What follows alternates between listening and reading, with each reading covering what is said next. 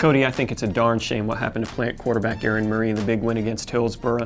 Broke his leg, dislocated an ankle. His high school career's over. What a high school career it was. It just doesn't seem fair. High quality, high character kid. Aaron, get well soon. Kicks left, gun right, gun right, fake left 36. Infinite skills.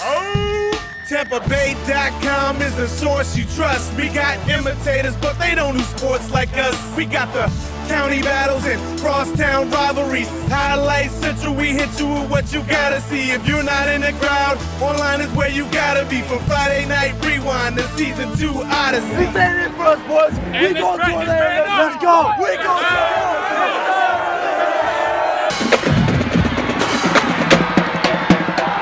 Touchdown on your first pass. Are you kidding me? That's my brother right here. No, that's my friend. Your first pass. Hey, I told offensive line, give me some time. Our receivers are going to get open. That's what happened. So, offensive line did a tremendous job all night. Gave me plenty of time. I think I only got hit 3 or 4 times. So, great job. The receivers made some big plays.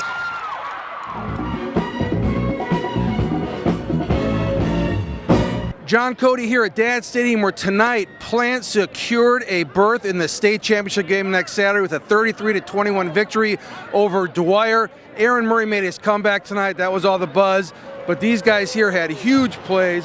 DeAndre Queen had a 50-something yard reverse. Marco Cobb had 2 rushing touchdowns as Plant is going to try to win its second state championship in 3 years. The drive that put Plant ahead was a 3-play drive. Took about 40 seconds. He started it with his big run.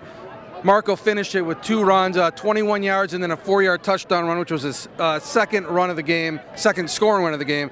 Talk about the effort on that drive. That seemed to really kind of take the wind out of Dwyer's sails. DeAndre, he set us up real good with a reverse.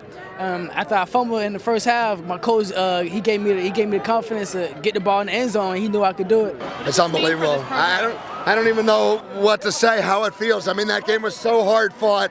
Every single moment was tough. I mean, we say in our huddle before everything that we do every day is that football's a tough game, and they chant for tough people. And that was, again, just about toughness, because Dwyer brought everything that they possibly could, and it was just tough. But somehow our kids found it inside of them to pull it out. And talk about that last play. Dwyer has an 87-yard touchdown called back. What were your emotions on the sideline there? I just was like, no way did that just happen, and my heart sank. But I was like, hey, we had 2:15 to go, so we still got time to score another touchdown. So, but good thing it was called back with a holding penalty. We didn't have to score in the end. And you get to go to a state championship. And Did you honestly think this was possible after your injury, that you'd be starting a quarterback? Never in my wildest dreams. Maybe a little bit. That's why I work so hard, and my trainers push me. My trainers did a tremendous job of, making sure I'm working my butt off. So just thank you to them. And, I never thought it happened, but it's happened. And now we just got to go get ready for states and win that one now. Joey Knight here at W.F. Edwards Stadium at Pasco High School tonight. The moon was full, the air was frigid, and Pasco's rally was furious. But in the end, it wasn't enough. The Pirates fall 28-14 to Tallahassee Godby in this Class 3A state semifinal. 2 quick Godby scores in the second half gave the Cougars a 28-7 lead that just simply proved insurmountable. We plan on putting a lot of pressure on the quarterback and defending the defensive backfield as best we could. I think it worked pretty well, honestly. We made them do something they weren't used to doing, and they weren't quite as successful at it as they were in past games with passing, honestly.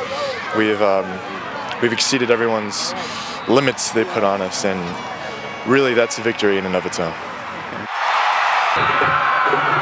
After halftime, once they scored, lost our momentum.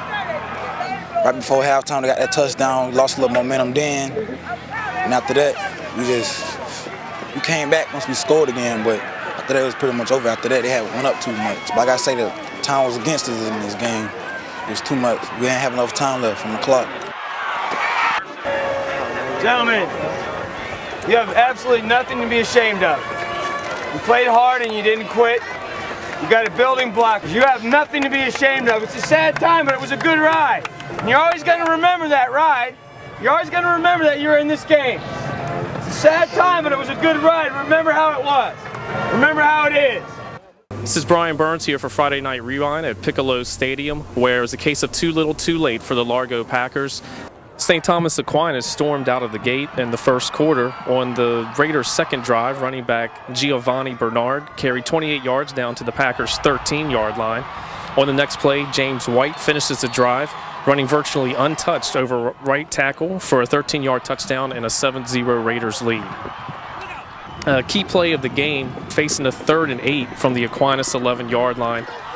Largo quarterback Ryan Epps attempts the fade pass to Mike Lang, but it's intercepted by the Raiders' Cody Riggs. Aquinas takes advantage of the turnover, driving 80 yards, capped by Ryan Becker's 21-yard pass to Deron Carter on a post pattern to give Aquinas a 14-0 lead. Another backbreaker for Largo on its next drive. Epps is intercepted by defensive lineman Dylan Drake. With 32 seconds left, Becker throws his second touchdown pass of the evening to Deron Carter. This one a 1-yard completion on the fake ball spike to give Aquinas all the momentum and a 21-0 lead going into the half. In the second half, Aquinas stops Largo on 4th down on the Packers' first drive of the half. On the next play from scrimmage for Aquinas, Giovanni Bernard takes a nifty 54-yard run into the end zone for a seemingly insurmountable 28-0 lead for Aquinas.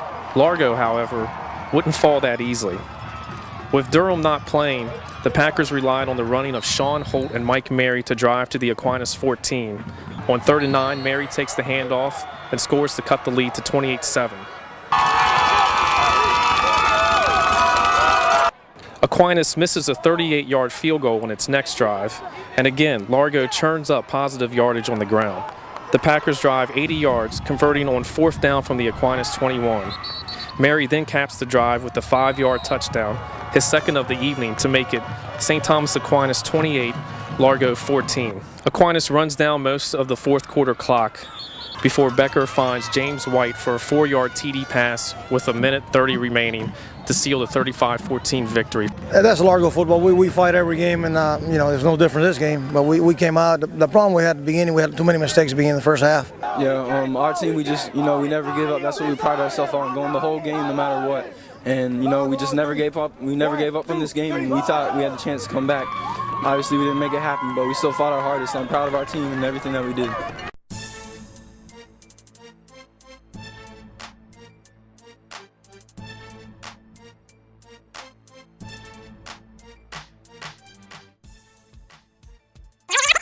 This is Friday Night Rewind.